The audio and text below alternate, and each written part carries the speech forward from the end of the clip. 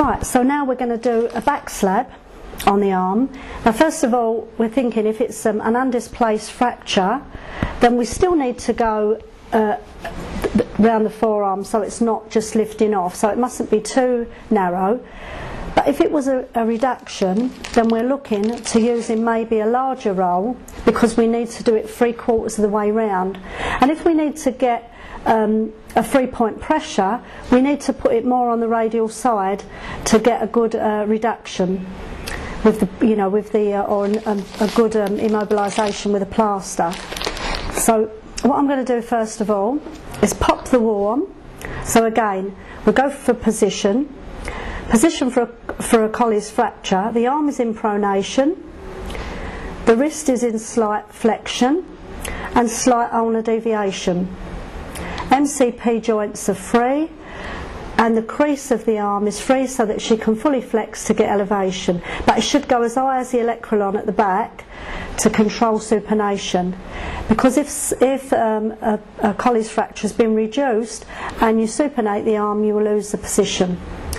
So little short plasters are really bad reputation. So I'm going to start off first of all, I'm going to put the wall on and I'm going to make a little small hole. I've used it sort of say halfway around the hand where the hole in the thumb. So I'm going to pop the hole in the thumb, pop this bit underneath, because I'm going to go twice around the MCPs. Pull this little tear, take it round, so I've got 2 layers at the extremity here of the metacarpal joints. Halfway overlap,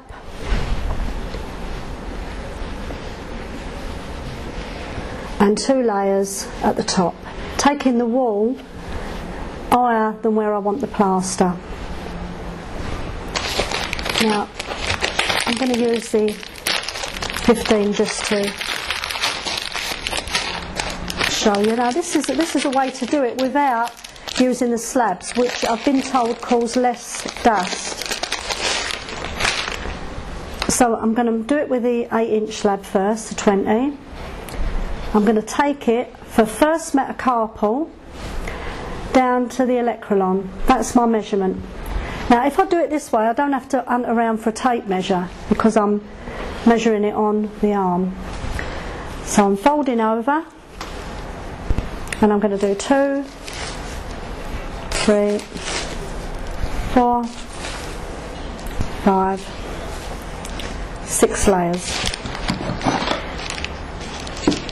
Now again, this is gypsona, so this will take a little bit longer to dry and it's a little bit longer dip. I've pre-soaked the bandage here because if we use a crepe they have to be damp. If we're using K bandages they don't need to be soaked. I'm going to cut a pattern out to go to Teresa's arm. If I don't cut a pattern out, then I'm going to end up folding back and causing pressure on the MCP joints and in the crease of the arm. So my cut out, I'm doing about 1/2 inch and doing a large moon shape. So this is a piece that's coming out. Then I'm doing an edge of where we need the ulnar deviation. So I'm slanting because the MCP joints go down. They're not all the same level to the little finger. And then on this side, where the moon shape is, then I'm going to do a cut to clear the flexion of the arm. So this is my shape. So now with this one, gypsona, I'm going to put it in and hold it a little bit longer underneath, but not too long. And again, no wringing, just draining off. So I'm only draining and not wringing. I take the edge of the plaster and you see it's got creases in it and I need to laminate the edges together. I've got plenty of time to work with this, but I need to get the creases out because the creases will go on the skin. I'm going to fold the plaster higher at the back and lower at the front.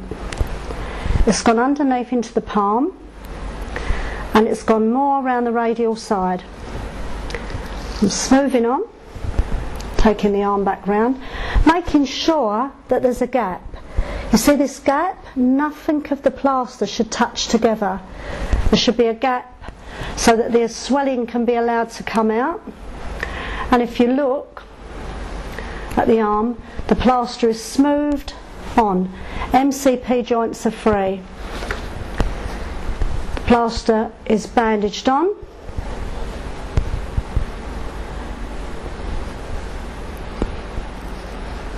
Right, if you put your elbow back down. Never cut through here like I did with a wall, because it can cause tension. So if you've got to do it, just squeeze it in and take it round.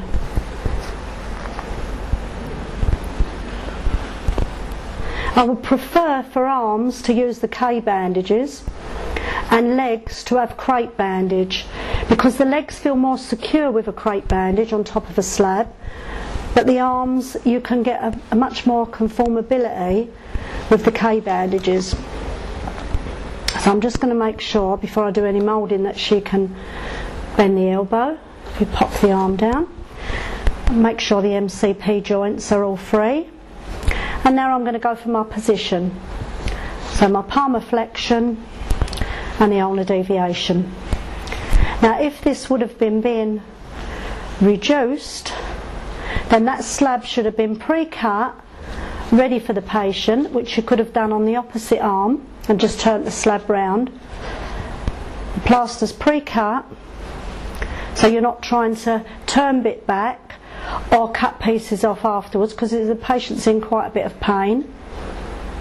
And I'm doing a 3-point pressure, which I've got because I've got enough around the radius, so I can feel here the plaster and I can feel it on the top. If I do a little short slab, then I won't be able to get any pressure on the volar side.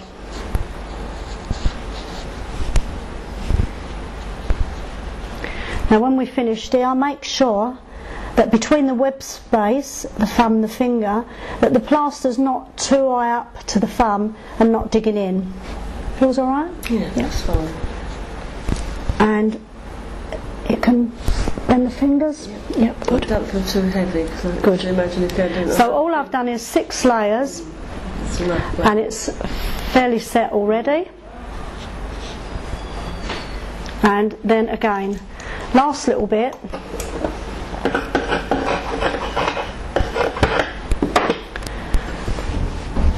Finish off with, see, it makes it look so heavy with this crepe bandage, but finish off with a second roll of bandage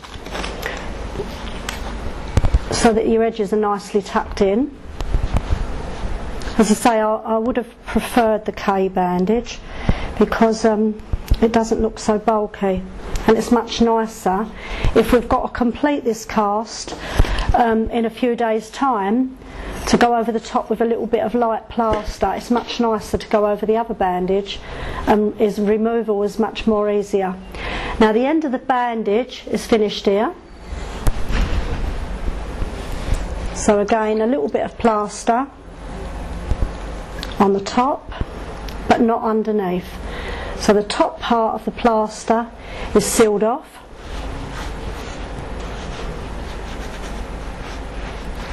But the slab should never be sealed underneath.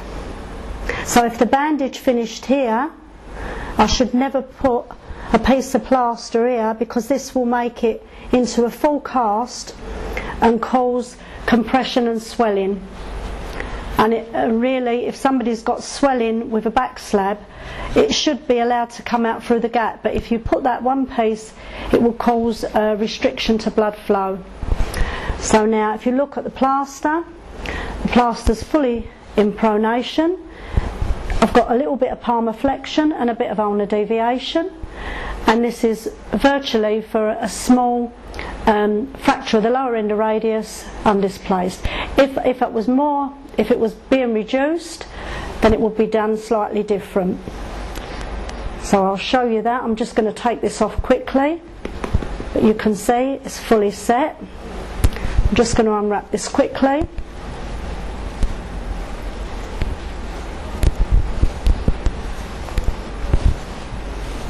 Most important thing is that the MCP joints are clear, which we don't often see.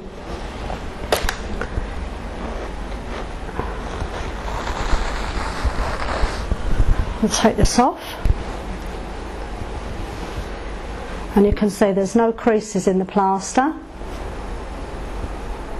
and it's 3/4 of the way round the arm. Now if this was being reduced and somebody's holding traction, the fracture's been manipulated, then the doctor will expect you to put the plaster on while he's holding here in some of the times. But what you should do is ask the doctor, if you're doing the plastering, if he can go down to the 3 fingers and the thumb, and keeping hold of the 3 fingers and the thumb, it can flex and ulnar deviate while you put the plaster on, more on the radial side, same size slab, but putting the plaster on, and he's already got his position. Once you put the bandage on, then he can go to the top of the radius where he wants to do his pushing and moulding, and he can control that flexion and ulnar deviation. It should never be flexed beyond 30 degrees, 20-30 degrees, because of the medium nerve being compressed. And it used to be called like the cotton loader position, which is out now. We don't do things like loads of flexion, because if you've got moulding here on the top of the radius where you're pushing down ulnar deviation and you've got your 3-point pressure, then it will hold without doing excessive flexion. But that's the difference with just applying it, is to make sure that the fingers are held and the plaster's put on, why that's being maintained, the flexion and ulnar deviation.